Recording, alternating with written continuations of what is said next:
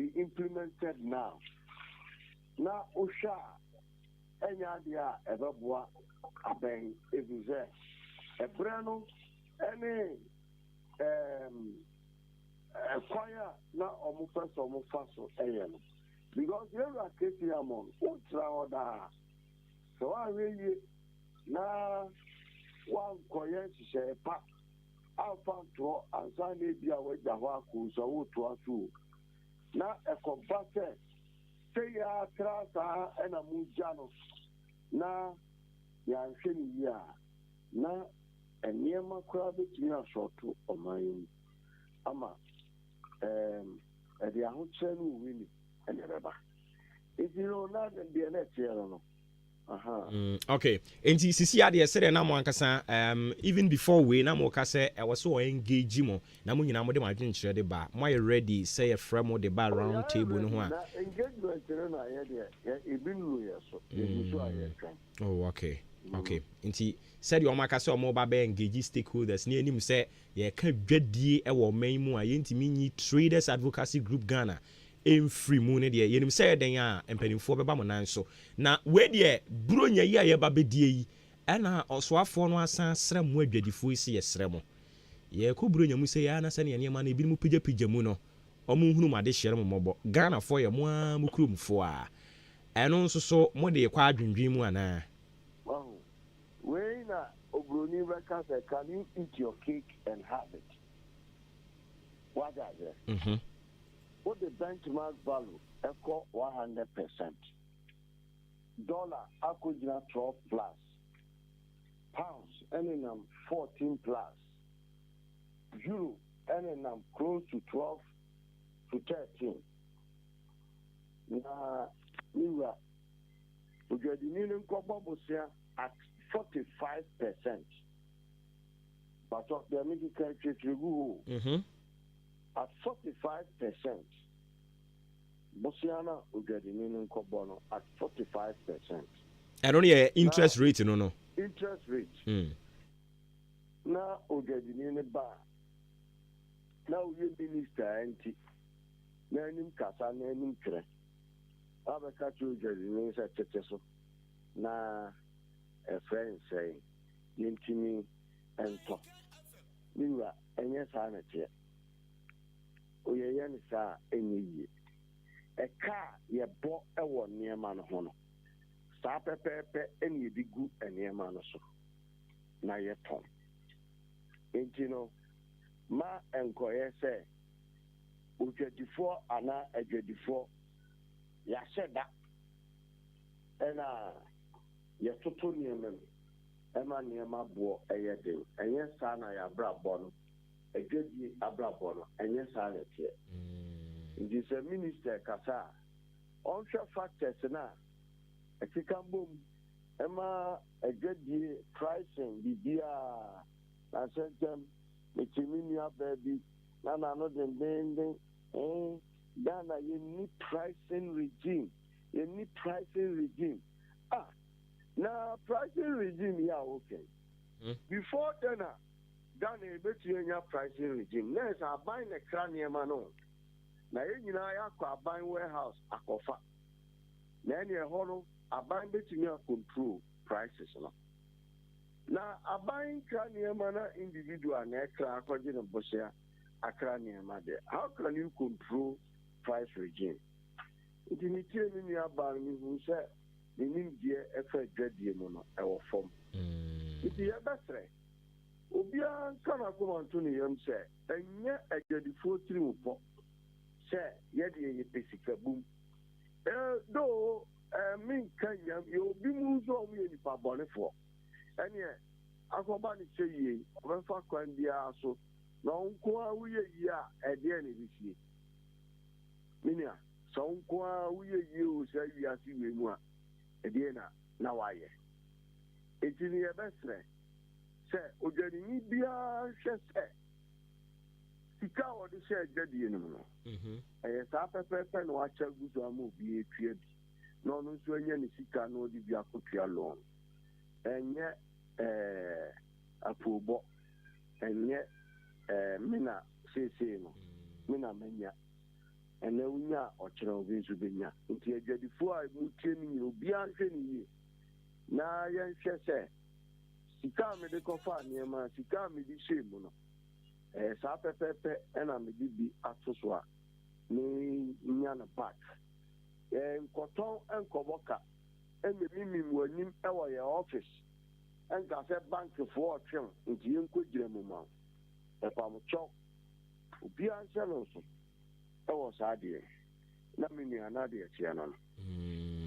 Eti niamu kan kusia ne se omo aka nanso so wo nye omo afamu die omo ye omo afamu die amoso be mo die sa ne community e sa pepe because na say budget ya wonum eye nanka benchmark no kombe review ne kakra nanka emu ago mo review mo disika cream ama say Ghana for ne tua Chicago Ghana for any bi etino said the TBA no one more review and I do so I get it is all Ghana ni now could do more and your idea say Ujadi Nini or a Pentecost of another or Father Christmas so the kitchen near man of Sonoa Boca Oba the office.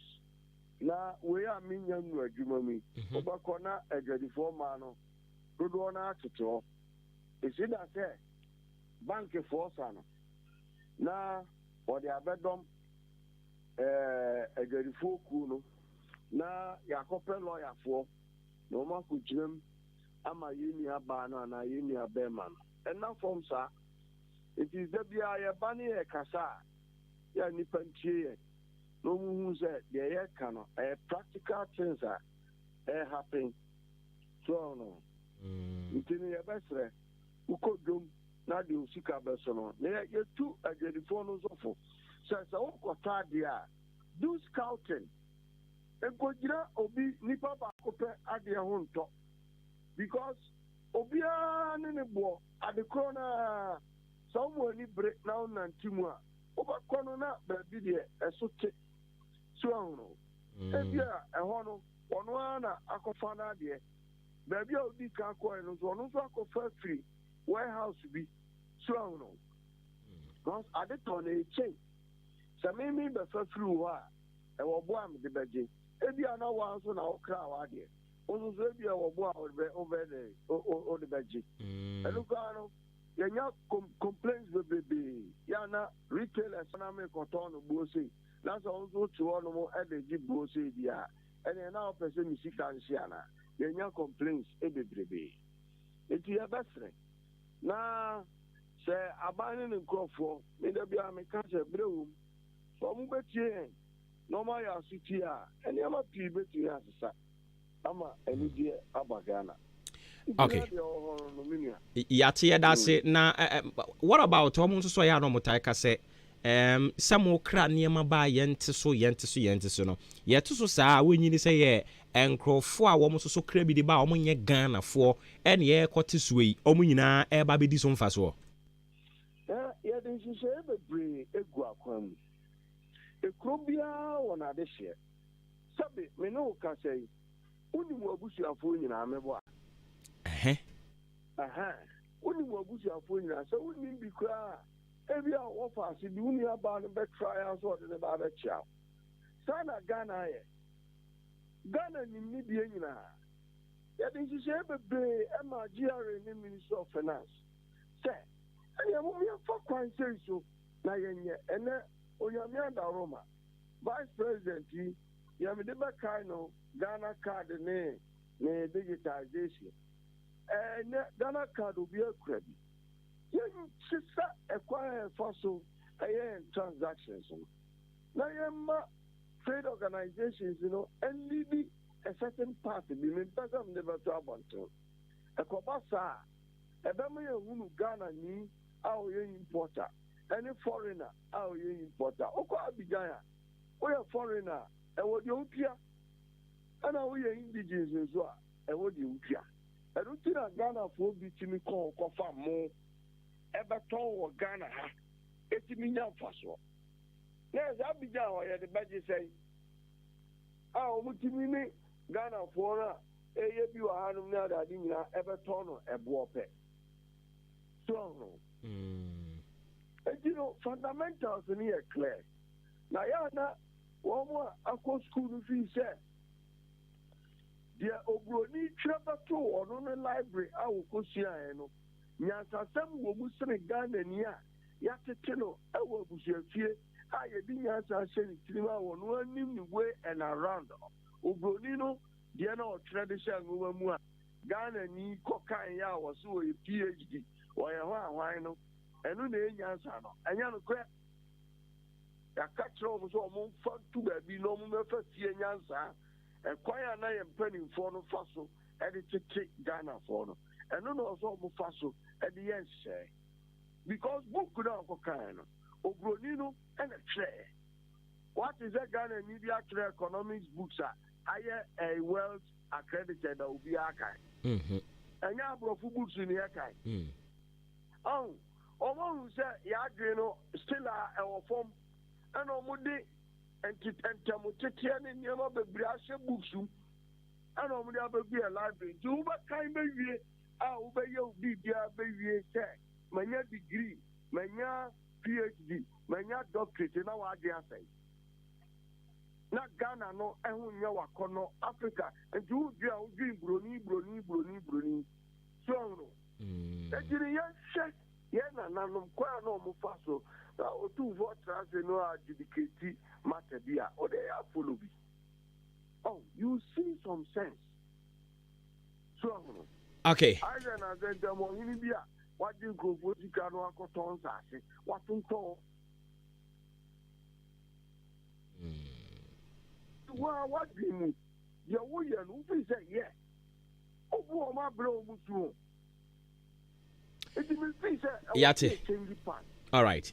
Nana ma yena se ni efensi ha no mo bibie ni ebesa ba wonchen bi mu yo mesumi ba mo ase anope ye da se papa ye Nana Poku General Secretary Edema Traders Advocacy Group Ghana TAC and we twun tia fra won ye ne won kotwetwen enkomo a glorious happy birthday going out to you Ofro Dina Amewo Yayira Dina Amewo Yayira, it's your birthday today.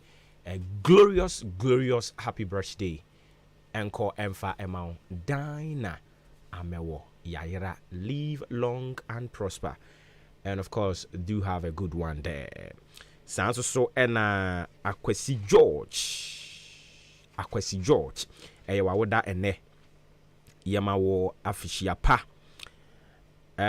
Elijah Padu so awoda Praise Emmanuel also so awoda na pay yamawo afishia pa ena Kobe Bentel and so wawoda yamawo afishia pa Ramadan Izudin Abin Muhammad ena Isaka Seidu won so awoda Perry Tyler ena opimso GH wode no yaka Vida Sante also so wawoda no pay yamawo happy birthday mu amudi ma woda nyina yama munyina afishia pa erade ema makoma so ade enyina famrem ema mo kama F in Cancer Asatek Roofing Company semen kan chiro se a long span roofing sheet product na wo pa or sanding seam or self lock IDT IBR size no so or 0.3 kopim 0.6 yaba na standard roofing sheet no a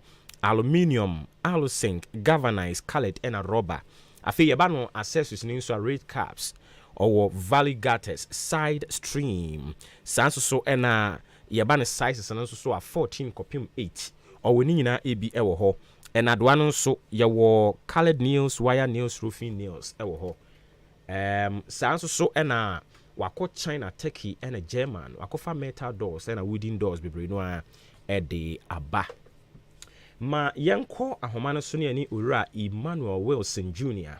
Chief Crusaders Against Corruption Ghana yene na ntwetwe nkomo yira yi ma ote yenkan kan fam so ni machi na apombo ko de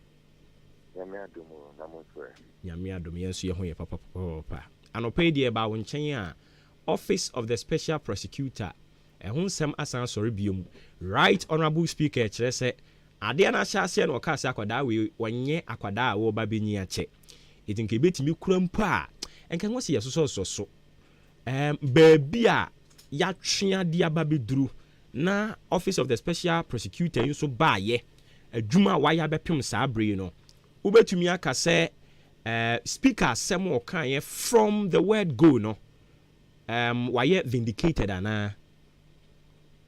Well, me that say, the Edika Maminka say, Embra special prosecutor, you can't say yes, setting it up, no, but science here, they setting it up.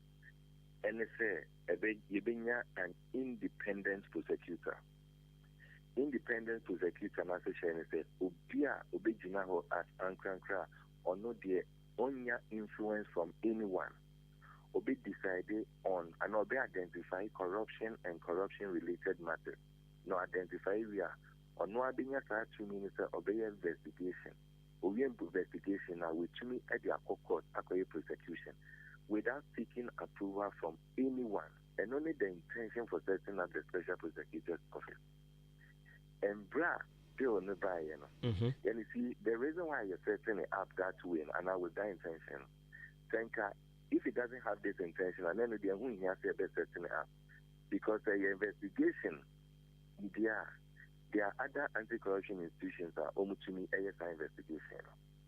But all those institutions, no, almost we are at almost seeking approval from Attorney General. In the special prosecutor, not the intention is to be independent without the influence of special prosecutor or you're politically appointed. In the bill number 2, yes, steady bill, Crusaders Against Corruption, yes, steady bill, no. There is reason and it says that bill you and yet, bill a bit to me, the intention for the establishment of the special prosecutor, because the OSHA bill now, bill no extra say, and son a special prosecutor be an investigation, baby behavior, and son of the council or quack prosecution, it is there or could they keep permission from the Attorney General. Our bill, if you review this issue, say they pass the bill the way it is. Then special prosecutor will not be independent. At the end of the day, or best take permission from Attorney General, it will defeat the purpose. Parliament and almost pass in Brano.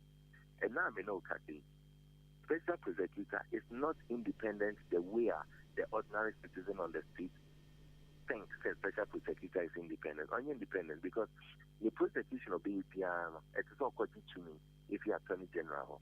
The O'Connor Attorney General shake case not at no case with it.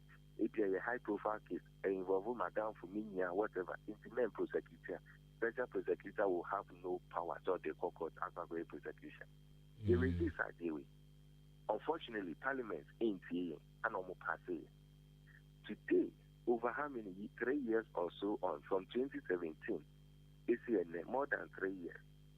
Now I say and I yet if speaker I know the Special Prosecutors Act na Ankasana Emma Special Prosecutor and independence. In fact, a idea into me papa because Embra passes our bill into an act. Not Parliament, not our time na speaker or parliament and yes a new person be. No parliament indeed at that time not speaker was a second deputy speaker of parliament. He was also a member of parliament. It's no meaning that was parliament. If a thing and I'm going to me activate the necessary structures to ensure that our lapses way we have overcome the lapses.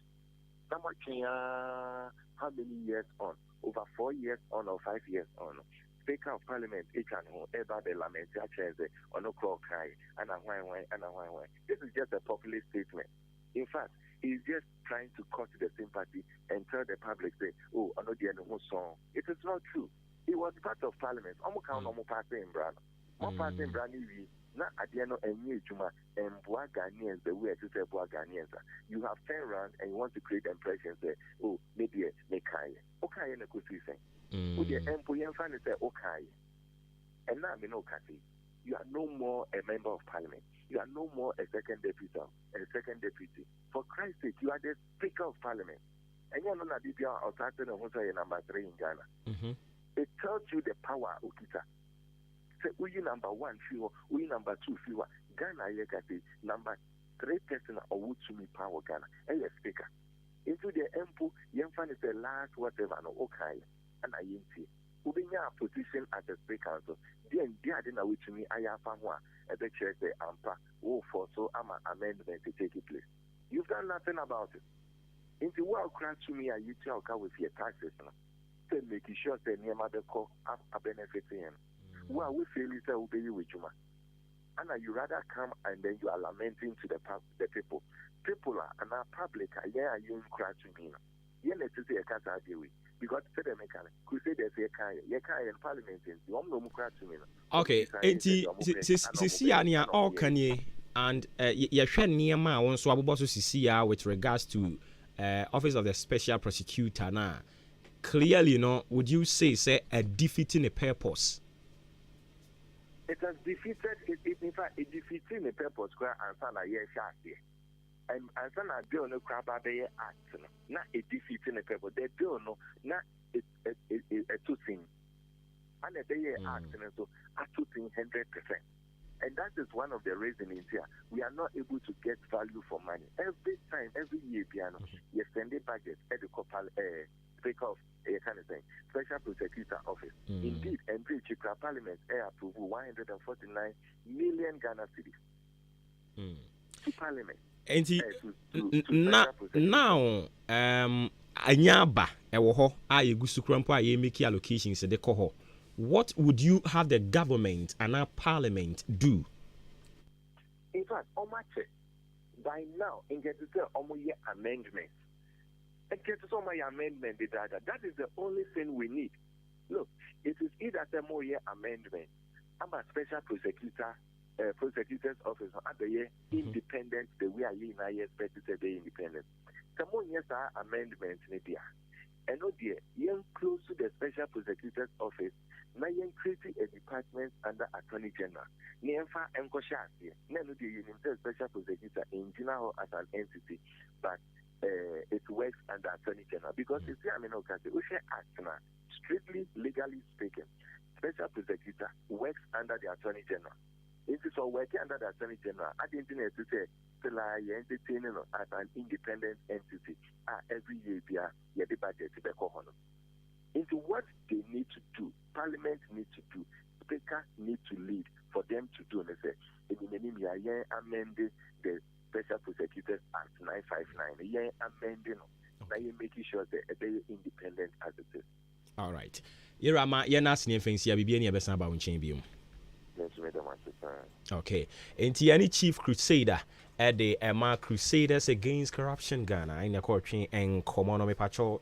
Ya na wahye so se ma che ne dwumadie no edin Efen Kansan Satek ho nkomo ena ne yegusu a yedie me pacho se wo pe eye nchensen ne niam ahodo a yebobo so ni bi ata wo bekọ ache modan one Kia station no ena edie ne mhwe odwa kese no achi ho sanso na okọ old CMB Kuku warehouse obi hunu yen ewo eho ya na no nso wa bomoden a ahye ne nso de amayen afei yawo transport ye nhyehyɛ no wo ho nti bi abeto niam now the equity your free transport e wo ha baby awukobia no ye de kwakwa jao sanso na ye be free estimate the amount 20 years manufacturer defect warranty and that's why quick delivery within 4 days baby awukobia ye de bebrel 0245 979311 0245979311 yes sounds we can blocks so na blocks na yi twa no pa chow size bi a wo pe won sabeka usika semo ye usenye ba bitu nkakrakra wani ba ho so no wawie na ye de wade e de amawo no achi no nso no ade a Frimpong Enterprise se menka nkyerɛ wo se anapai ade a buronya no an ye firi ase a ye di no saa no se eniema hya ase blinke saa we kyerɛ ha ha ye boaboa ye ho a ye de kwakodi buronya no na ubedi buronya na mana ye de obeche adofo ade na womo so waputi a smile on their face and one so be call Frimpong Enterprise Christmas hamper no you know ka say womo yele den usika no ketua bi nia opa bi a obetumi anya ɛwɔ ɛhɔ no mo ɛno nso ɛbɛtumi aboa wo saa nso so ɛne yɛba ne drinks yɛba ne cosmetics nkune saa spray no ne nneɛma no wokɔ a ne nyinaa wo nsa bɛtumi aka bi ɛmo yɛwɔ bag mu deɛ nketewa kɛseɛ no adantɛ mu mpato kɔkɔtɔ wo deɛ ne ntɛntɛm ansa na buronya no aduru hɔ ama adwadifoɔ no ahenham ɛde ɛboɔ no atoto so ɛntɛmpa so fo ani kyiri mu wɔ Frimpong Enterprise sɛ dwuma wura mepakyɛw kakra bi a bɛma ne bi odi ho nokorɛ na Awurade ahyira so ɛne nti wɔbɛbie ne nkorabata no bi ɛwɔ ɛyɛ ɔdan nkwantanum ɔdan nkwantanum nti mu a mufiri ɔdan nkwanta asuo no gya hɔ no mu a moba no nyinaa no sɛ wo bibia na kurom deɛ anha ho ɛno ane sɛ woduru hɔ a wasi dia wo pato bia wo kurom wobenya sɛ akra ne asan kra ma ayi cars ne kra bibire no a ɔmo efiri asuo gya ha nyinaa ɛba nkwantanum hɔ ɛne nti o bibi nan kurom a nha ho nkɔ hɔ ɛno ane sɛ wogyina ha nea wopɛ bia wo nsa bɛka mepakyɛ Frimpong na adwuma wura sɛ menka nkyerɛ wo sɛ sɛ ɛwɔ na wopɛ kra bɛnya bi ɛnwo no nso yɛwɔ zomi yɛwɔ ɛnwo kɔkɔɔ no yɛwɔ zomi ne deɛ ɛdɛ nya sɛnketewa mepakyɛ ɔyɛ ano akɔ hɔ no ama wo nsa aka bi ɛyɛ ano afrɛ wɔ 0244 897525 0244897525 and 0206473953 0206473953 ɛyɛ numbers ya bɛfrɛ na adwuma wura Frimpong Enterprise a wogye so na mmom mo a mo nso so mo kurom dada no monkɔ Madarina Hotel aseɛ hɔ no mo na mo nkɔnkɔtɔ deɛ mo pɛ bia watete boɔ no so sɛ hu saa nso so ɛna mo a mo wɔ ɔdan mobile hɔ no mo no soro hɔ nyina no nso no open drinks ato nsu atɔ ɛde akɔdi udwuma ɛno ane sɛ wobɛkɔ ɛyɛ Canadian Bank dan mu wobɛhunu wɔn ɛwɔ hɔ mepakyɛw yɛde aseda no bi nso kɔ de ama Jubilee Hospital wɔn mo si buronyan ɛnya deɛ wɔ sɛ wode yareɛ ekukudi sanse buronyan ɛbɛyɛ de papa buronyan nyinaa yɛ adwene sɛ yɛde ho bɛgyem si etu amfo etu wɔn so mu ntie nti so wɔn si dia no bi die nyinaa de ho bɛgyem o yade a wontumi enni buronyan ne ma ne nya ɔde ɛne nti ɛna Jubilee Hospital Center mpa so bra na ontumi nhwɛw na ho ntɔ kama paa efree OPD no a no yɛgyina hɔ na gya yare saa de kɔpem ne etwatoɔ kora wo se anaa wani ɛna ɔha waba ho a ma na ma ɔto atutumirika bra hɔ mpanimfo a wɔn wɔ nimdeɛ ɛwɔ ani ne sen emu ɛne akɔfɔ ɔmo de aba sɛ ɔse na wɔse yɛma no yɛ fitifita sɛ nwera yɛbɛyɛ sɛ wɔse yɛtutu si foforɔ a yɛbɛyɛ sɛ wɔsɛ yɛ polish nso so ɛno nso so yɛbɛhwɛ adi ho dwuma kama de ama wo enuane yɛtɔn bi wɔ hɔ nte bi a obi bi yade abɛda hɔ na onhyɛ de ne aduane ebi apom akora onfiri ha baabi afiri akyirikyirikyiri ampakyɛ obenya aduane ɛde ama no ɛwɔ ɛhɔ yɛgye National Health Insurance no yɛgye aban deɛ ɛna nkrankran deɛ nso yɛgye ambulance service yɛ running 24/7 and adwo da suom yade bi to hyɛ so ano watu mirika afrɛ yɛn 0244575799 0244575799 and 0241784645 ɛyɛ numbers ya bɛfrɛ na yɛtimi agye wo so afei yɛfiri hɔ no mu a yɛde aseda no kɔ ama Pepiasia Mpadu Enterprise Pepiasia Mpadu sɛ menka nkyerɛw sɛ yɛ cement nko adeɛ a wɔn egyina banane paa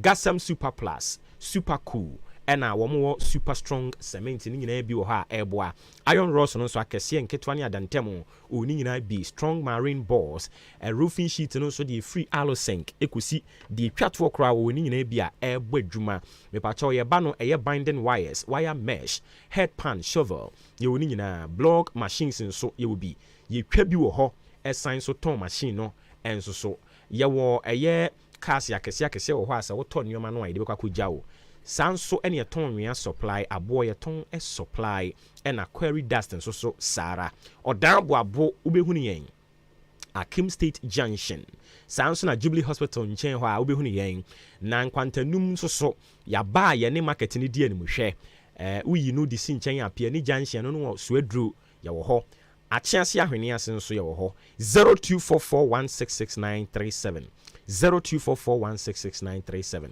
and 0206299115 ɛyɛ numbers ya bɛfrɛ na yɛtimi agye so Nyankopɔn yɛ adom akwasi ada yi ma me misa sɛ hefa na wokɔ asɔre meme de yɛmɛkɔ asɔre wɔ King of Grace Chapel Ghana ɛne sɛn asafo no ɛne Gramix Theological College aka bɔ mu a woyi nkrɔfoɔ bi ma ɔmo kɔkɔ gye nteteɛ ɛne yɛ hyɛ ɔmo asɔfotadeɛ ebinom nso yɛ pagya ɔmo dibrem ɛde akɔ animu paa na ɔsom no ho nhyehyɛeɛ sei ɛna ɛsitiɛ kwasi da yɛdi anim yɛ aburo nya bosom de ɛtɔ so edu enson no dwumadie no bɛhyɛ aseɛ no nkono pepepepe no mienu yapon ebekɔ so ɛwɔ King of Grace wɔn asɔre kɛseɛ no mu a ɛne asene amusie no ne di animhwɛ mpanimfo ato nsa from deɛ wɔne dɔɔso papapapa wɔn ɛwɔ aban mu wɔn a meyɛ nananom ɛne ne ɛkenka ho political parties no asoma hodoɔ wɔn nyinaa ɛɛba nti nananom sei no nana safo kyerɛ kontinhene akyem kutuku nananom atrankonwa wogyinam dendendendendenden nana kakaria pa wɔtɔ so mienu asene hene wogyinam nana amo ade adum wɔtɔ so mienu ɔyɛ gyase hene nana benkum hene ba nana abakoma hene ba nana Dr. Ampoma Kubra yɛbo a akyem aboabo hene ba yɛba no aban mu mpanimfo nso deɛ ne buburija wɔn ba Honorable George Kwame Aboagye Oluwa egyinam saa nso na Honorable Alexander Kwesi Akwa egyinam Maame Vic ogyinam Dinukwe DC nso so egyinam bi assembly members no wɔn ɛte so wɔn ɛba ne wɔn ɛkeka ho Honorable Kwame Elijah NDC ɔno nso so ne dɔm ba saa nso ɛna Honorable Chairman Ampabin NPP ɔne ne dɔm ɛba political parties mpanimfoɔ no deɛ mo dɔɔso saa nso ne ɛba no ɛyɛ ɔsoma hodoɔ no nso a Apostle Charles Kweku Amanim ɔyɛ Chairman Local Council of Churches asene ne mpɔtɛmo ne secretary ɛyɛ Reverend Kyerɛ wɔn nso ba asɔfoɔ ɛne nsɔrensɔde ahodoɔ special guest of honor Dr. Chei Dampare Holland ɛna ofiri ɛba odi asɛmpa Kweku Ampofo ɛbɛbɔ from afiri United Kingdom ɔhene kurum aba Bishop Daniel Dazi Efum Gremix Theological College ofiri nkran ba Reverend Ni Taki ɛba Elder Emmanuel Champon Elder Kofi Amoako wɔne dɔɔso wɔn nyinaa ɛbɛ bi adwomtofoɔ ɛbɛkɔ so wɔ hɔ yɛ Reverend Osoro Adom Evans Minister Dora Chei Sister Eunice Ɔbaa Pɛkua Gifty branches ne nyinaa ɛba asene Breman Asikuma Aboabo Anamase Ɔdan Asen Aworabo ne Akyease wɔn nyinaa ɛba dwumadie no ɔpɛni esi ne srɛ so ɛyɛ ɔsɔfo F Nkansa Yankopɔ ya adom efiri kwasi de ko nyina wuhia no mpakyɛw ye pagya ne dibere mu afiri Reverend ɛde no akɔ Apostle afei miame maame nso maame Mary Nkansa ye pagya ne dibere mu na afei ya hyɛ no adifo ba ataadeɛ ɛde nti hyɛ ne nso Kwaku Nkrumah Africans nso so ye de kwakwan da bi bɛbɔ ne minimum na ya kyene atena ase nti de ɛbɛyɛ bibiri wɔ ha wontimi nye bi efiri kwasi ada ɛkɔ medɔfo tie we ma yɛn yɛba enkomo no yɛtoa so.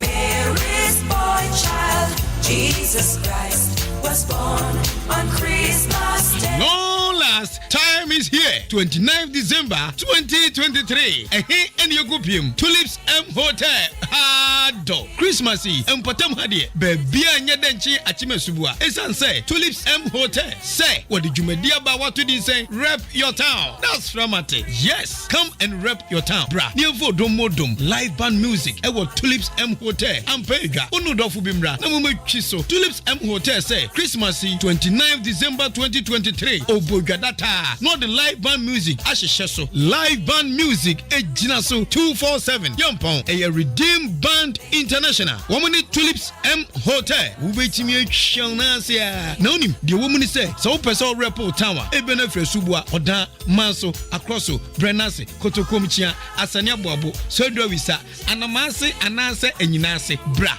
Now the group register. Ni duruha. Yamamokwane Matimia Tojum. Group a unyumbe de pano. Ube record one track. They are promotu all radio su at your mount. Rep your town at Tulips M Hotel. Achim Esubua. 29th December 2023. Ampaneja. Free 0551 442202. 0551 442202. Rep your town Christmas bash. Tulips M Hotel. Achim Esubua. Ibe diasa.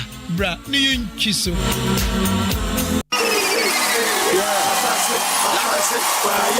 Hey, na den e ko so amani agi say.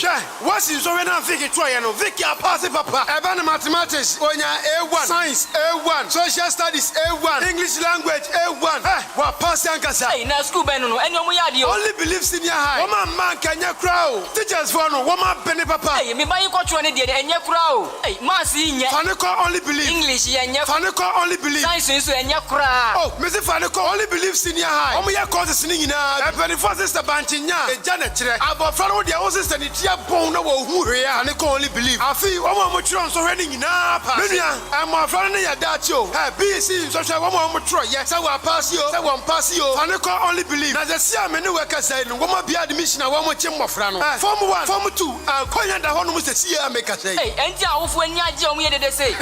Yeah, can't you know? There's a body and the one you didn't count for. Only believe Abafranico and it's already. Quite be a school match at for the first member for not passing the Omobay. One school visits to the end, they brought a phone boko, but Matchan installment. I can't go this up of Fan Baby School. It is school, you piano brought on my one side mission. School visit the crowd here, and managing that game. What the other side do I bet them? I will only believe senior high. 84 1 more at Timco Crantu. Another friend 0240 202 148. Another 0247 670 736. And 0500 041 317. Only believe senior high school. Yeah,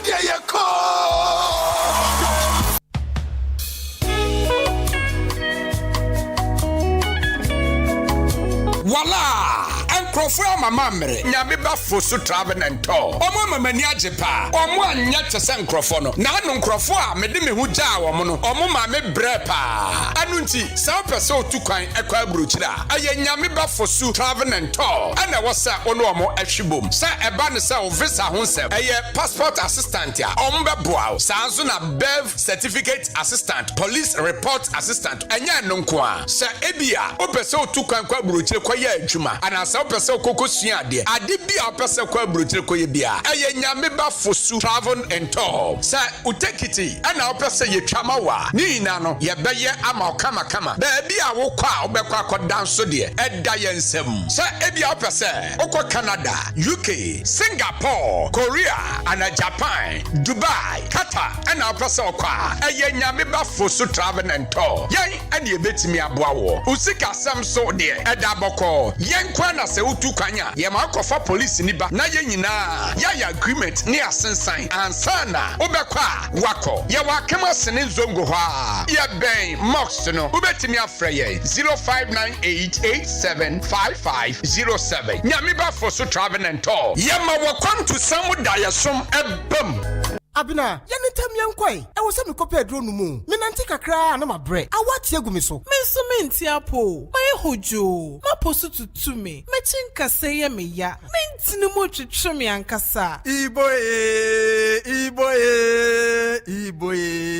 Ah, na our father Monsone. One chancran ebe you. Yantiapo. Na anyway. Mendia J. Na heba for ya waya na heba mixing na fever mixing. Woman dear Dufufobia bejaswa ye frano na Ibo mix. For general well-being, I don't know some yario. Ambassador between your Jumaden. Na Ibomix no, a yema will be on to Mina, and Nasan Honam Yen, a Tumian to you. One more can cane. What yes, you know, crowd. Na you know, Matuya yent winnie Dean sway. And no Namobe here, na herba powder. A best yes, Munipediano, and what did be back. No Driani by a mode, I'm a multi-beady. Na herbal powder. Not even a boy, and then our pharmacists, herban over the counter shops. Dudua, na herbal ventures. For 0244 774 206. FDRG Jedin Kratoyatum.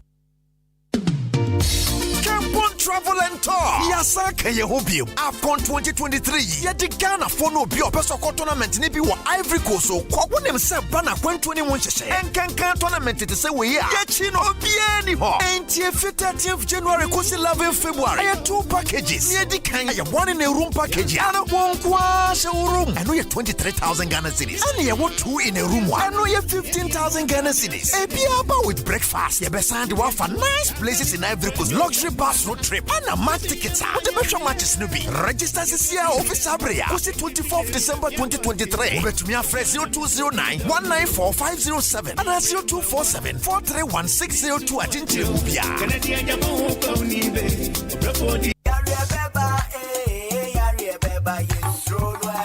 Tomrosie, who finished you say? Media down to us one. No matter how far we come from you. A mighty power of a buy. Adaro. A face or the mighty power skin ointment. Abeja. I'm a 2 year rabbit to say. Kakare. Mighty power expert ointment. Your cocoa drama pama will be a cocoa if you free. Say would the mkunis slash pet na echo. Order for and Emma cocoa and new them. Mighty power says. So we young at him. No yet stone cracker. We hear mighty power keep fit laxative. So we have no boom kudu.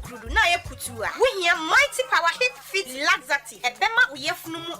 Mighty power tonic. A yummy Sicilian. hwe na mama janso die mu afusane yi mighty power esi ho poti Sedro yi enye mapemfo abatan o mankola nofo ene nkola omunya mfie dum etufo frɛ 0242 725 009 anase 0243 122 192 FDA agi adwadie nkrato yi ato Me pa uchaw ehina kukrantu mika ejina me kwape kwanya ma me ba wo Bright Senior High School. Ayo madam metro na ye de ho ansna me ba ko school. Oh fine. Yes wo mo ya de say.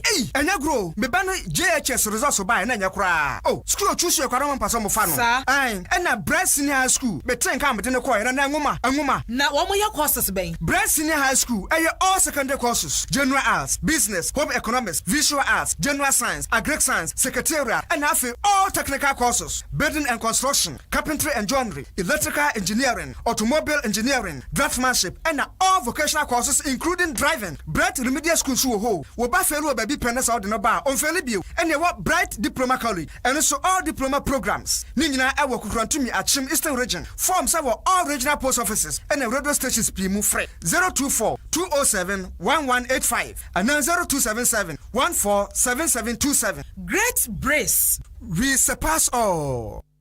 Ghana for opepedu ni echiri a woye adwuma no wo mu be opepe baako ne mpem ahankro pena wotua won toboa wo snet dodo no a se wodu won peni yomu a won susu bi a wato ana won ma na ye won anida so wadwene ho se won ma betumi ade wo hwamo ana se wonyini cha wo susu a wato no e betumi asa ana se yare bi betumi abo afebol eye nshura se wodu won peni yomu a wo benya adofo ama waboa wo sikasem mu na mum endane ohaw enna won so se wo pamade dwadeni emranim ni ana se wo ye adwuma ene abrabomu ye nanso ochina ebetumi asesa fa hodom seed a free snet na sa wo ba wa homegye mu ana sa yare bi bow a wontumi nya adwuma bi mu a snet betua wo pension na sa wo free mu nso a snet betua sikapudu ama wona wugya won akiri eye wo da atwe fa no personal press *711*9# na sha si tua won toboa fresh snet was 0302 611 622 snet ye di yambo hyeso kan sen hyehyɛ kakra da ho.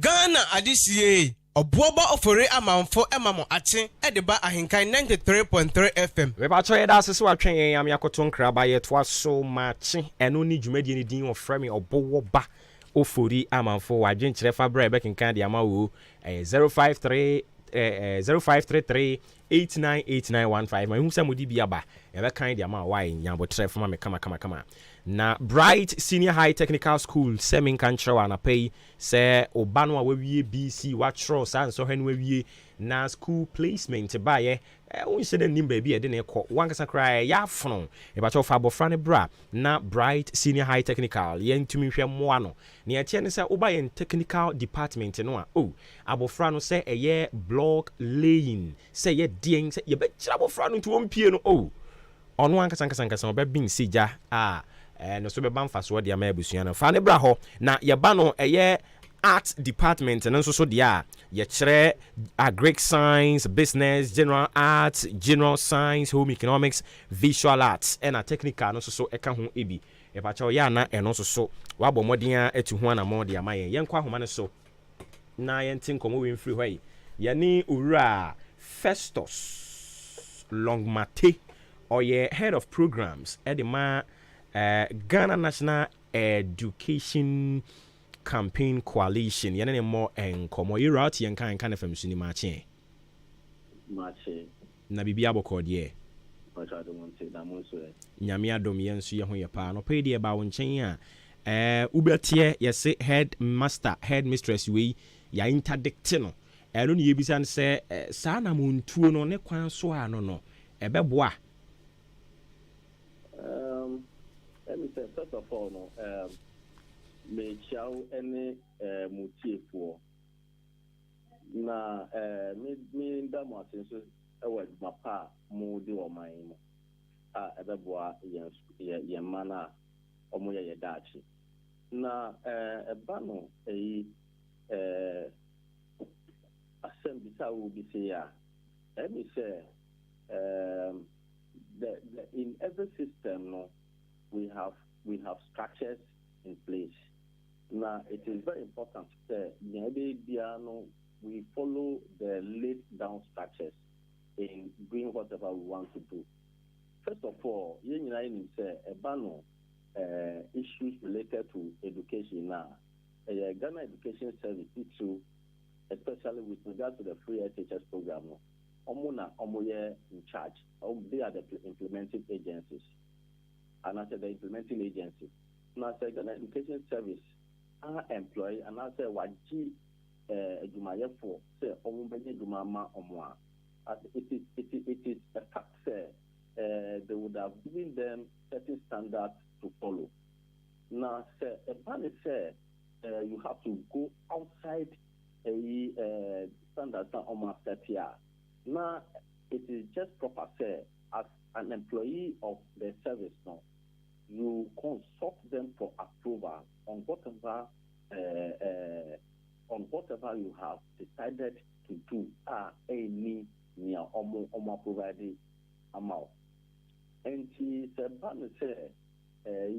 interdiction Adwuma, and he said it is because they probably did not go through the right processes to do what they are doing. And I said, the car and say, Omoji. Now, that is also not to say, the kind of Omoji, Ediana, and he said, like we have all said, free SHS has come to stay, and it has also come to really help a mana anka a nye ika anka ibia na anka omu go school ama ene omu na omu school na se yebe yamani anase be hwese ebe timi I implemented free SHS ni no na I will say nyina as stakeholders we get on board na ade bakwa ye hwa eye or how to throw and he said free SHS in a lot of funding to be able to implement it effectively. They share some of the issues that came up recently in the implementation of the free SHS now.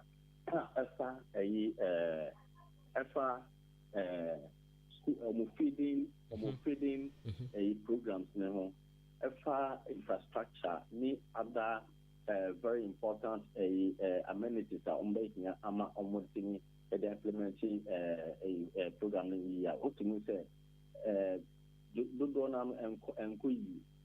Now, yen as a coalition, we have the view say government is doing a lot and government cannot do it all.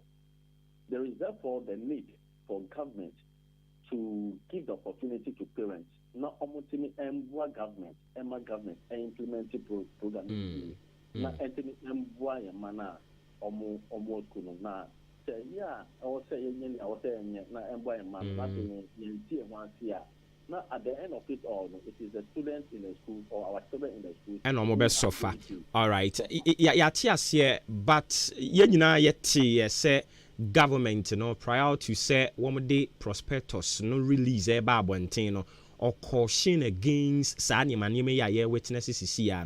My question is, what will embolden a certain headmaster or headmistress to go against all odds and defile a MRA ministry and I say agency or working under Eddie Bababonting? And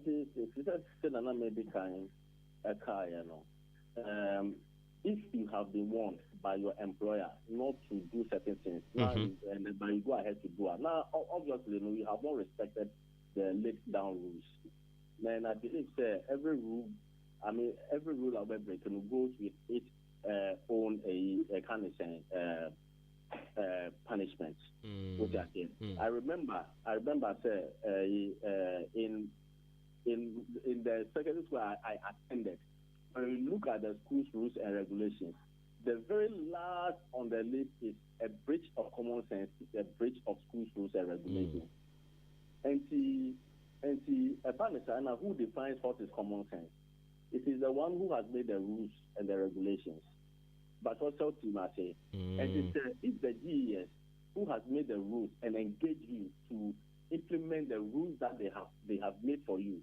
and you have decided to go contrary to the rules that they have made for you, and you say it is just proper for DES to take certain actions. Okay.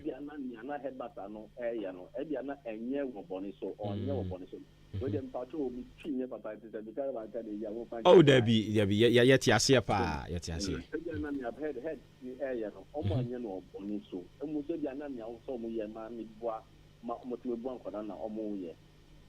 Na enye ill intended na as a kwan no fa so na anye kwan papa.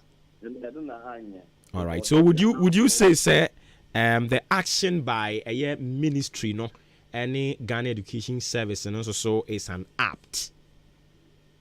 It's what? An apt, appropriate. One more decision appropriate. Yes, for me, if you want to look at fully proper procedures now, it is proper to take certain actions. They don't have to just sit and then allow the head to do things on their own. When people are allowed to do things on their own, we have those that would abuse the system. And when that happens, automatically it's going to exert more pressure on our parents. Okay. Now, like I said earlier, it is the children who are the ultimate, who are going to be the ultimate sufferers. Okay. And it will definitely affect the future of education in this country, because education at a point will become like a commodity or sale. All right. Okay, Mr. Festus, you better senior DSC. I better engage you in the coming days. Ralph Festus Longmate, a head of programs, Ghana National Education Campaign Coalition, and you're in the Bright Senior High School. You go to AKAN school, who has Bright Senior High School Technical, and you go to AKAN who has some at the actual one, and into a courses and I'm able to agric science, business, general art, general science, home economics, visual art, and technical. Omuchere we no nyina ewo wo mu suku mu hono me pacho. Achim kukuren tumi. Eno no kufu du echi hono kakra bi. Eya na eno so wetimi abomoden atu ho na mo na aboa wo kama. Fa kwala ne ko ne nkyere na de no me ye panimpa. Sanse bright de ya bo suku ni din se ye ka private senior high technical. A wo mo abin na omutumi kira de ma mofra ni twa eye hono mo obia ni mo history no aniti fra wo mo 0242 071185 0242071185 and a 0277147727 Bright Senior High or say building dreams shaping the future. Afrakoma Community Hospital sana pay men kan show say we pie mu on crying. And I want to do unshedden who baby I will call Aquaji Ayarisa, Afrakoma Community Hospital said Brefie na on show now honto kama OPD lab theater yabano a year labor ward and a children's ward na owinina na dia ba kwa nkrofo di ni Afrakoma Community Hospital pa ne se etwo yabane twa oh womo enimu yi pa and it ba cho fako ho no mo hwe na honto kama Afrakoma Community Hospital ewo enkran Amasaman Stadium Road honomwa freyen ewo 0597 005963 0597 005963 obehwe ma ho ato me pacho senate fonso se kane no ena obetie yeso we omo ye busum adwuma ena omutia senate but eni ente sa biom enkomo no asesa adwuma bi a wo ye bia no nso betimi nteto ho nkakra na onso so daachi aboawo yewo invalidity pension benefit ewo ho ebia na wo ye adwuma ochene bi na bibia kwa ba upre bia bam ana wa ye mre wato ba ha senate for kire se koba ne sa na wuntimi nya adwuma bi mu a wo dia ne se nteto ho no a woteteto ho no nkakra no ombebo akiri dia ma abofra no na ono so etimi enya so mfa so bebre no a senate ese eno achi yesan ewo survivors lump sum benefit ewo ho eno no so ebia ona wo ye breadwinner edime abusia no adwuma nti enkwada no ani dawo so obia ni dawo so ochina wantimi ankwa amabie mu ankwada no wo mo beye basa eni no se survivors lump sum benefit no odia ne se obetete ato ho a ochina wuni ho a omreha praprachiri amasumdie atumi aba ofie ho kama senate fo se ba bia wo mo office wo odi ya ne se obesim pampampampan no akọ obehwe wo ama ne manyina atumi e kama senate for sense an kan kire say ye odaachi eni nti ye kan fa ne personal na etu ho ana mo beboa opa 0302611622 eye number obefre onbejo so kama Mass Energy gas filling stations so say brabe fill o cylinder no na fa kodi bronya ebia wadwuma nti untumi nkwa ade frɛ wo mo omba be fa ko fill ya ma wo e wo 0532 929189 0532 929189 and 0554391610 ye frɛ wo mo Mass Energy gas filling station ufiri aboabo na wo kɔ odan ye wo nsa benkum so ufiri odan na wo besia ba aboabo eno so ye wo nsa nifa eso eya na eno so wetu ho na mo ebeboa wo pa nyankopɔn eye ya domo a unse Cote d'Ivoire AFCON no bekoso AFCON 2023 ne bekoso was nke koso afiwe nanso so eniema sesa nti yebekwa kɔbɔ no next year nanso so edin na da so AFCON 2023 ne de nsesan ebɛhyɛ ase January 13th ni akwa kɔwie no 11th February next year na eno na Kempon Travel and Tour sɛ akwantuo no de yebetu yenyina yebɛkɔ yenya wa ha nyina obi ya bɛkɔ nti ubie radio nto a yenwom nko a yɛkɔ AFCON Cote d'Ivoire ha yi ade sɛ wɔ se yɛkɔ na eno na Kempon Travel and Tour den hyehyɛ ne de aba or say or one in a room no kwa wo kɔ no nko e be ma wo dan mo adam 23,000 Ghana cedis kitwa bi ntiatem ene ma ka ho ne dɔso 23,000 Ghana cedis ye kan say AJ betiam minim so obetiam we na nya sika bi asa so ya say afi ye wo 2 in a room package e wo ho eno ne 15,000 Ghana cedis na nya mekika ye no ti de ka ho wo a obegye adi say ne say fufu lele kra o ye be ma breakfast inti free 13th kopim 11th no ye be ma breakfast saa e mu aduane adi eno achi free ticket ya de be ko hwe ball no nyina tournament no nyina enye Ghana de nko ahu ne ye bebo no nyina afi ye be sand wakɔ tourist site ahodo a ewo Cote d'Ivoire eya no ahye ne nso e de amayen Kempon say free sabri yakopim 24th se wani je ho so obekɔnko ade a wo so ba na ba be register frɛ no e was 0209 194507 0209194507 and 0247 431602 0247 431602 se impo enye Cote d'Ivoire kwantu ekura na ode wo pa na opese wutu kwan ko ade a wo frɛ Kempon ba bia wo ko bia ode wo ebekɔ awusia wo hwɛ obre no asima no aduasam yensa ena abo apa no pa no nkono ho ewu fie ha medika ka kire wo se ye ne the boy of the moment superstar chimodan superstar ye ne bebon komo wa Malaysia ba yen ti ha mpanimfu ani ntre akentra wam nyina obi akra nim airport o ha ye ne ba bebon komo nti winia shoot we no na wo mo ehwen wo media ne so no ehunu nkomo no ye ba bedi na enye kama pa yen yemba yen wo fa ase wo frɛ no Thomas Kujo Mensa o ha Tony bibi abɔkɔ de Pachan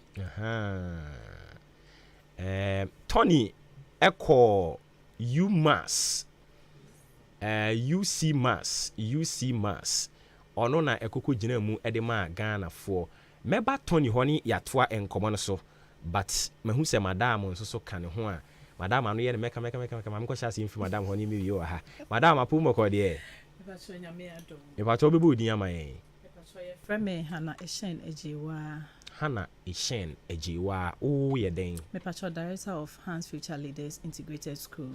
You are a proud director. Yes. Okay, enti na say you need Thomas hon komo kakra nsan ya ba ne ho. Thomas eye hwan na school ben na okọ e ba ne den kra na UC Mass yi mode ne ko bi a ene aye nyonyam a yeguso a ye celebrity. Mepacho mesre na mama mesema na me de echia aboabo he ene ne mpanifo ene adofo a omo nyina ani agye ama Thomas nkunimdie ichi obi agye wo so me pacho Thomas student our Hands Future Leaders fitting a mofra brim or started school one bro 2 years ewo mo ho ewo Hands Future Leaders na wen me pacho achima boabo he ya ena nya wotre ewo aboabo he ya me pacho aboabo he fa me pacho aboabo Pentecost asore area among from area I was this side you know and the money yana me tachi shi amoka no me pacho ane oh okay I see mudini di anka say is legon but mo say wa ha ya te afi eni nkomo me pacho Hans nsemani atete aboframe ai na yesuku no school a adwen mofrada achi hu yei pa enu nti program be a friend UC Mass eba achi modan kroma wiase nyina program but odan de eba ha no ayete no ye de ye hu ko share a school no bi esan ye ne Saturdays nso obi a wonko school wo Hans nso said obenya akwanya abesua bi enu nti eba say Eastern region regionals omo ye audition for TV show inti Eastern region ye nyina ekohia mo wo Koforidua mo frɛ ye UC Mass na inti omo kohia na omo de akansi ne hyehyɛ mudi kan ye wo ha na say mo farm street di Koforidua me pacho straight to Koforidua oh okay inti omo de akansi ne kohyehyɛ so no nyame ya adom na Hans ni abofra friend Thomas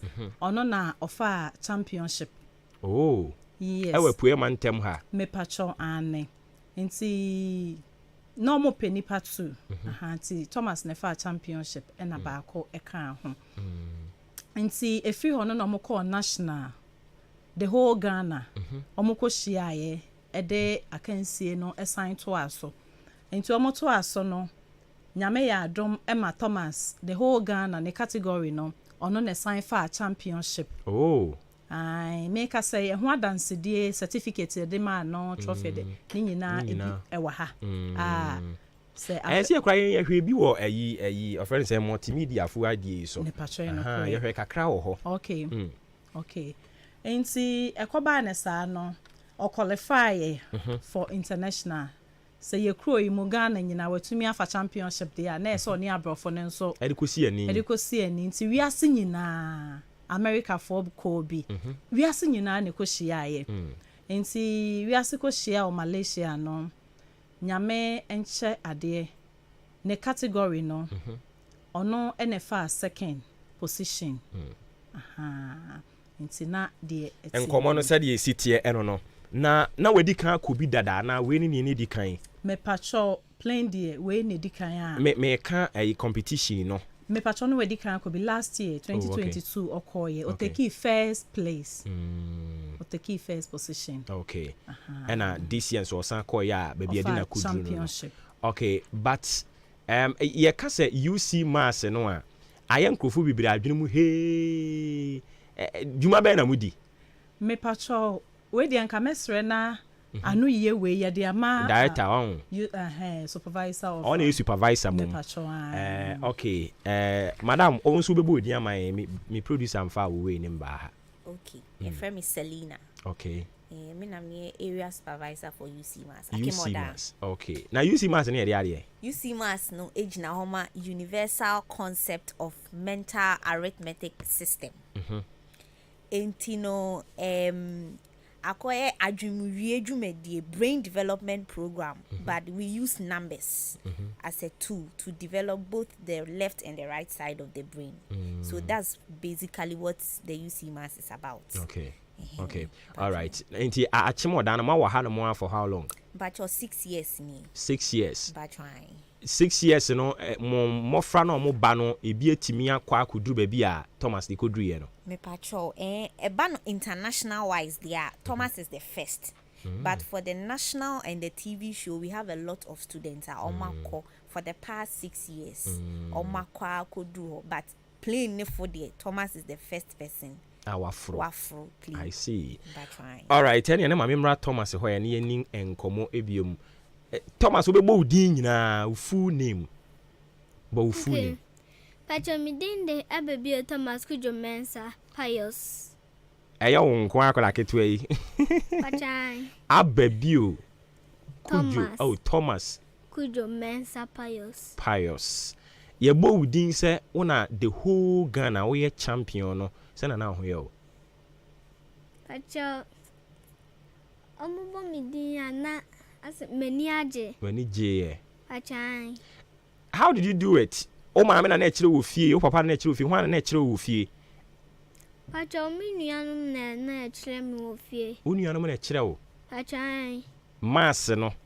Pachani. Nti jombe ka bia utimi kan boom na say now how I mean madam person can be on. Oh yet pa nti no. Me who say am ye mo sam to say ya no 23 54.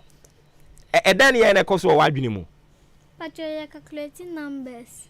Oh, I can calculate numbers. Pachani. Na mu baby wa hanom. Because ye hwa ya na ye nwanwa kakra. Menim say madam, mo ankasa ye mo ba no nya mo nwanwa de a. Ye hwa ya na ye nwanwa. Ye ka de no anu akeka bom akeka bom. Ma ye nko madam yi ho supervisor ho. Na mimisa method na mo use no mudi kan chi o mo tena ase kire won. Ansa na mo hya ase ana. Me patron Annie enti no ye de omotena classroom ye wo 2 bi ye friend no UC2 ana senior dodo na nim abacus no eno na ye de hyase ye de training enti ye de training for some time na afi oma ba mental no enti mental ne ye se abacus no de aya na afi ye se fa abacus ne to nchen abacus no ye de ade man fa bia ma hane aye tool bi oh okay eno na ye de kire omo UC mas enti ba say ya me hu so me ye mo nsa sei eno na me kire mu no enti abacus no ye kire omo different fingers a obe use wo abacus ne so okay enti edu ba bia ne age abacus na to ho ne ye say now you have to imagine it to say obe yes na abacus na say eda wani ma wo use so enkita wo enti onsa na nka abacus da wani ma nka wo de be ye no fa ye wo wiem na ye hwe enti mo etimi atra bi wo ha sisi am ya hwe ye betumi atra bi wa mate na mami san ko aba bi ho no mo o first time wa ye ka kire say o be tukwan o be tena aeroplane mu atukwan akwa abrochire no eno so say na o tie no uso mu say yes I was so excited na wa tukwan da pacha dabi on tena aeroplane mu ko ba bia da o pachani enti ye boldin say ye de wo ko Malaysia na wani age ehwa na ye de wo ko nkran kokko ye papers ne niema de ma wo on pachani okay enti udru airport ho a ye catch o say wo be kotena saade nim aeroplane nim na e de watu afa wie mu no onkwa na okọ ya na woni mama ne kọ ye pacha menkwa na mekoi onkwa na okọ Malaysia no pachani okay then akuhu o Malaysia ye ni Malaysia nkomo kakra pacha mi hu edan kese o Malaysia ena den biem ne cars fefe na Ghana bi ni ha on pachani hey omo taxi no eno ye private car wo mo ho ye taxi no eno ye private car wo mo ho ne ye taxi wa ha no ena sari ye ku ye nim chen omo pacha dabi omo ku omenim chen ye Malaysia for ko omenim chen Ghana for pachani adi dina kasa pacha me say taxi na ye use no ye use wa ha no pachani omo ka se taxi ana se private car eno na mo de fan ko phone oh I see na je say unu should dan te say asene u be si wo ayi nsamampom ho ho nte sa pachani u nsi wo nsamampom pachani I see edu ba sa ko hobi ma na eno ano no pacha me ko hobi obeko da ben pacha next year on be san de wako pacha ne ye Dubai next year obeko Dubai is what an international boy from Malaysia who go Dubai and also nkwa na beko pacha ne okoye saade ni bi wo ha pacha de bia no ye koto na okoye no ni enjoyment mood pacha ne oh I see na de na nkwa no mama wokoyi so nko mama o mama ana papa bia na onua bi kan ho And I know you want to mean chiro. Achane. But won kwa enjoy asan aba. Achane. Okay, yate mo be saa de ni bi wa ha me ahwe. Saa de ya mo tototo mo nsa mo ye no. Enti madam say why ready a me enye kakra ne ehwe. Because ye de ya na eboro ya adwene ne enti ase so. Okay. Any na pacho enti main call questions ni bi informa Thomas. Yes sir. Thomas, are you ready? Yes. Okay. Okay. Please a moment. All right. A moment. Okay, nti a moment dia na yenso ye de aseda de ma honorable credit or say nyako nti ono so ye ka kire ne say moment ye ba. Na honorable credit or say nyako MP wo achim suadru. Osi bro nyan opese nigi ebe krom. Ne titiriu ne potem ho no mo na opese nigi ebe krom de masafo ni nyina nti 16 teams or some kaka mo homom ufri aduasa apoli awisa coupon akote ade mra etuntum mrem ba bia mebubu yi nyina ufri ho no mo nka mo homom na mo nti team na mo famra tie nkomo no nkire mu ti a wo ti team ne de aba se wo ba bebo afu se wo ba bebo ne yie ba wo ba ye no nko a ye ma 1000 Ghana cedis appearance fee no na se ye bo wie na wodi nkonimu a 2000 Ghana cedis trophy ka ho jersey ka ho Otosumi a 1,500 trophy and a jersey. Otosumi and San 1,000 Ghana cedis trophy and a jersey. Eka ho. Me pacho eya na wa hye so say ebesha ase 25th na ya wie 1st January 2024. Ebekoso wo achim suadru Astro Turf no so. Dwumadie esi onimunyamfo Kennedy Osenya ko. Adwumawura no yese adwumawura toaso Xmas Football Festival. Baso den nti me pacho we no so eduru ho a na mo de mo ho awram ebi na bronya yi de ye di kaka kire wo se ebe ye de ebi ko so eduru na ebi nso de o mani kirem ewo asubua de no eye tulips M Hotel and or DBB aba o se ye frɛ no rep your town nti said ye yenua be ma ababio ogina mu de ma Hans Future fo a edi anuonyam abayi unsu betimi agina ma wo town no wudi munyom to ho e ba cho emfa mpra emfa nware kokoto nwom no e wo Tulips M Hotel omo achede kama wo ha ode be ma ho e be koso 29th December asubua Tulips M Hotel e wo kwan ho ha o be register e free freeing was 0551 442202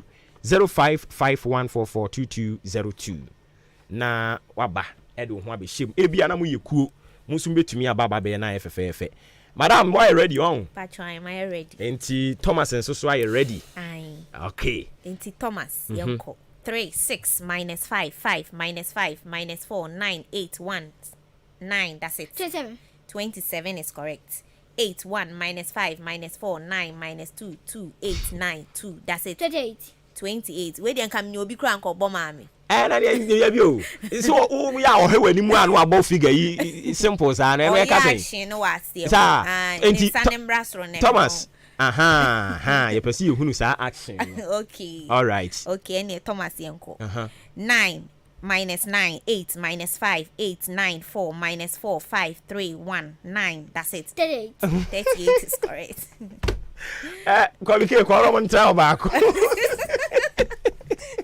I had Thomas ebegu na nimu ase obegu kwa bike nimu ase but that's enkwara no kra be chemu enkwara be chemu because o sa wo hwe eyi ya wo kiken wo hwe so me hwe so ono so wo hwe so edu ba bi kra no ni omo kra ye na ebro yen a ye kire omo kra adwen so eyo omo ma adwene na eye soro nko che kwa bike mu de no ana sese na tie se nkwara de onyi no adwen ni mu da ho ba unya na edu ba bi afi adwen na ye hyehye nti wo yusua de no kra nhye dan enti me ba o unse eye plus ne minus ne times division nyina wo enti oka ne eye plus no aka bo mu ni tirim ne ya wase oyi firim no oyi afirim no oyi afi ode ne nsa no na eyi afirim ode ne nsa yi afirim o tambo no adishi and now we index now a finger no say subtraction it's any oh yeah no the insane no the oh I see munya kakranka ho okay then you be double digits no 2 digits no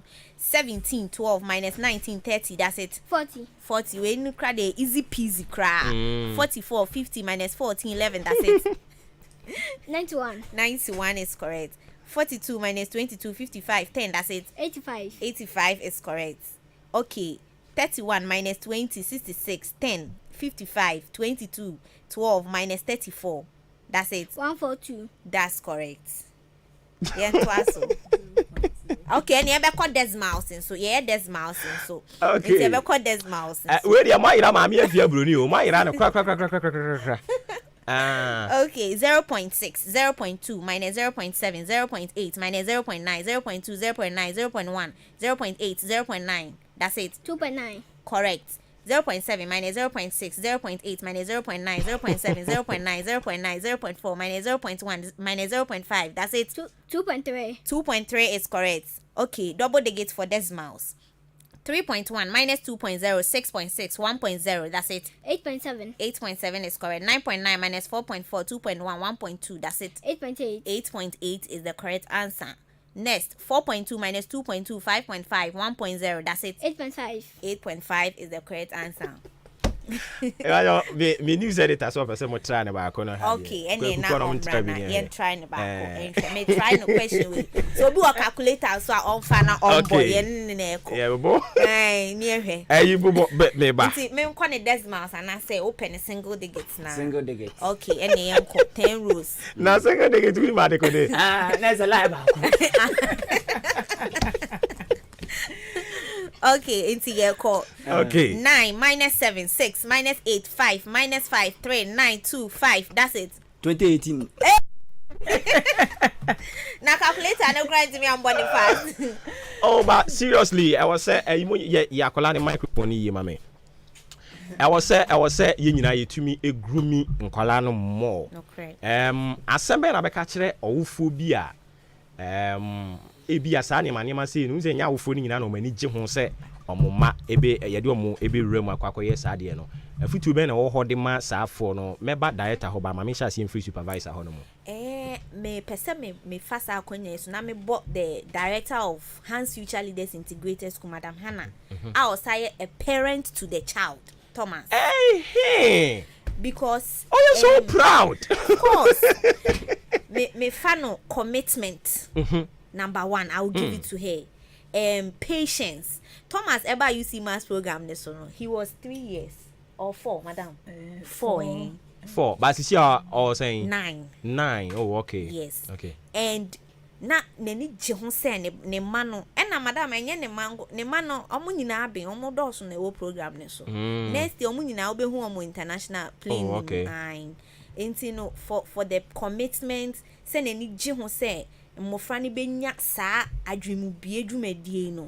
Me advise every parent say ode ne ba ebeba use ne Thomas yi say nya ofede ane na me every say oyobia na ne bank by this time the parents should be very but say we no enya akwantuo no nko akeke scholarship bi ka ho a ebetumi aboa no nyame adome mpanifo bi adaroma ene so yasin ena omutimi bua Thomas ma after he qualified for the international level no penifo bi so asin na yede ko nti no scholarship ndi eguso a eba nti enya akwentu. All right, dia oye efe boa ye nyina ani age ho, but what is the benefit dia oye ni nyina mfa so be ni wo? Now when you are on the UC Mass program, first of all kra adwena emu ba bebie no nti se ebia ebenya nsunsanso ewo yemfa ne se ebia subject aye kire no ne sare ma o school no math, English, science nti enya math ne nko ase twi no you French no you eba be have effect woni nyina so eno ne nanche no the confidence level ne exposure na ye de ma no your mofra bi o kra even in the church when they want to read the Bible even with the audience na ne hopo but Thomas say no over 2,500 students no omoko contest. So there is no way if there is a crowd here right now friends so major na onka bibia on to me enyi okay enti no ni nyina ka ho eka emfaso a obenya whilst the child is on the UC and even aside that no kra no ohwe sa mileage asisi a onyen adom a chede fufuro bi woni mu a we de madam wo awusan ne maami monsan hwe ebia no enyum tuo bi kra wo mu baabi wo talent fo you see o wahu na mun use sa mileage na onya no na monfa ema no nsusu mpie because we on man 23 for you know betie o sa but wo ye ni nyina wi no san de say oye poeti or de no ka ho a no betumi aboa no nti na mayemo abaso waya de pa say wetimi push you bama wakwakodru sa level no oye owofo de ma abofra de awofo a kansu tie o asembe na wo ka kire wo da say de meka kire owofo bi a otie enanope ni say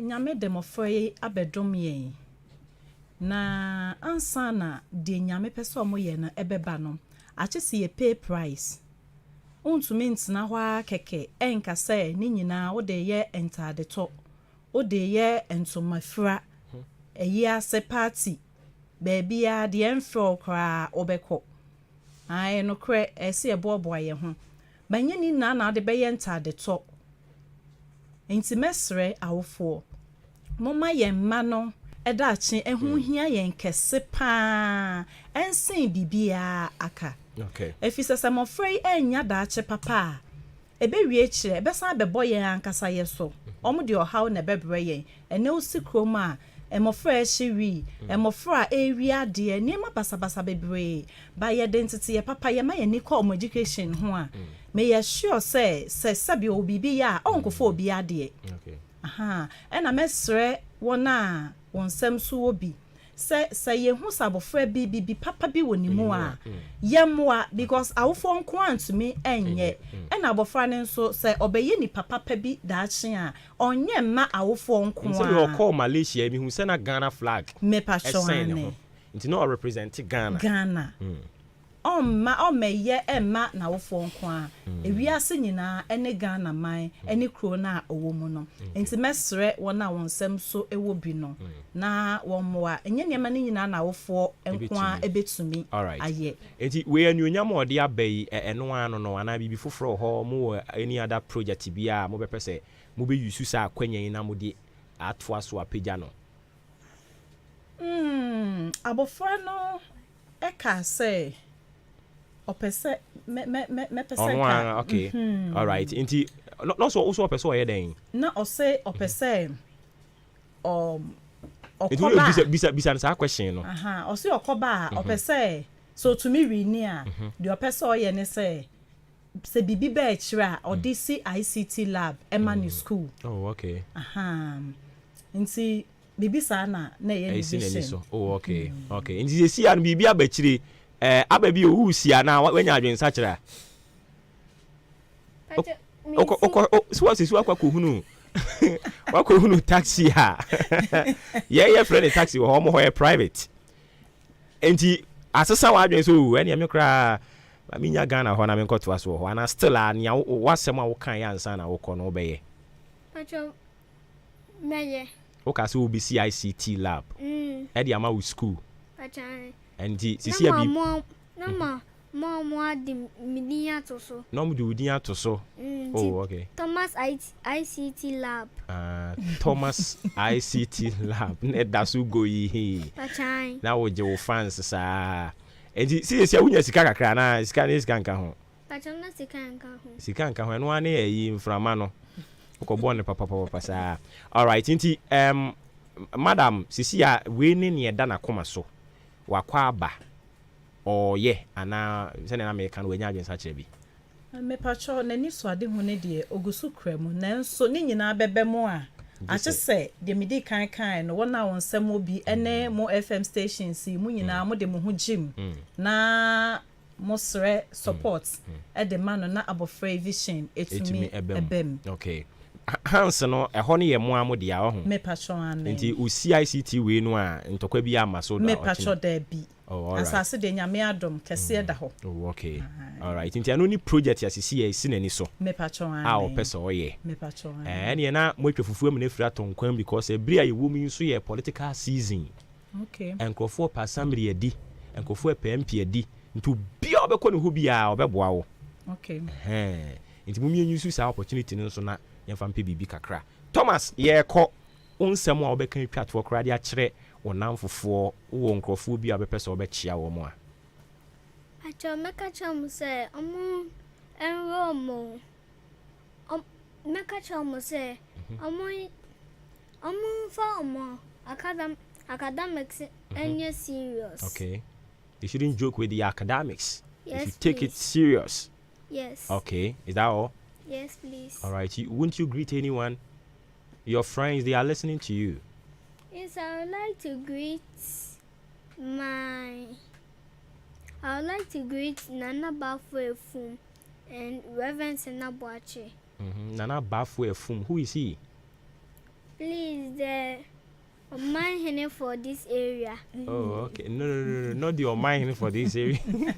Okay, so me pato Bafwe Boateng the first Guan traditional area. Oh, okay.